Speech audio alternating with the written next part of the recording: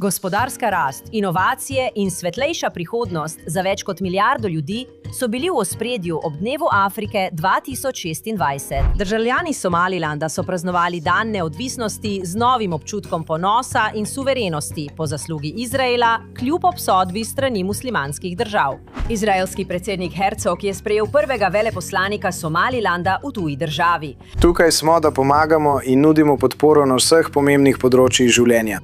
Od prehranske varnosti do energije in znanosti. Nigerija in Izrael krepita diplomatske in strateške vezi. Izraelski veleposlanik v Nigeriji se je srečal z nigerijskim zunanjim ministrom in obljubil sodelovanje na področju kmetijstva, zdravstva, tehnologije, inovacij in prehranske varnosti. V Beninu je bila inavguracija 49-letnega predsednika Romualda Ouedraoga, nekdanjega finančnega ministra, kar obeta rast odnosov z Izraelom in več regionalnega sodelovanja s sosedi.